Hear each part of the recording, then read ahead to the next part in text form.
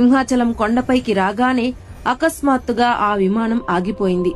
ఎంత ప్రయత్నించినా అది ముందుకు కదల్లేదు.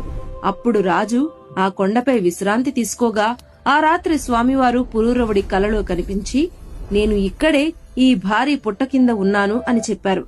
రాజు ఉలిక్కిపడి నిద్రలేచి స్వామిని వెతకడం మొదలుపెట్టాడు. కాని ఆ దట్టమైన అడవిలో ఆ పుట్ట ఎక్కడుందో తెలియలేదు. అప్పుడే ఆకాశవాణి వినిపించి ఆ పుట్ట ఉన్న ఖచ్చితమైన ప్రదేశానికి పుట్టకై రాజుకు మార్గం చూపించింది. ఆ పుట్టను చూసి అయోమయంలో ఉన్న రాజుకు స్వామివారిని ఎలా బయటికి తీయాలి అని ఆలోచన మొదలైంది. అప్పుడు ఆకాశవాణి ఆదేశాల మేరకు రాజు దగ్గర్లోని గంగాధర ధార నుంచి పవిత్ర జలాలను తీసుకొచ్చాడు. ఆ నీటితో అభిషేకం చేస్తూ మట్టిని తొలగిస్తుండగా ఒక అద్భుతమైన మకర తోరణం కింద స్వామివారి నిజరూపం బయటపడింది. కాని ఆకాశవాణి ఒక కఠినమైన నియమం విధించింది.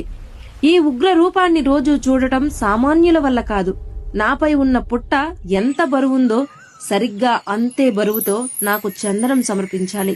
నా నిజరూప దర్శనం ఏడాదిలో 1 రోజు మాత్రమే కలగాలి అని ఆదేశించింది. అప్పుడు రాజు దర్శనమనంతరం స్వామివారిని చందనంతో కప్పి పూజించడం మొదలుపెట్టారు. ఆ విధంగా చందనోత్సవం మొదలైంది. ప్రతి ఏడాది అక్షయ తృతీయ రోజున స్వామివారిపై ఉన్న చందనం పూర్తిగా తొలగిస్తారు. భక్తులకు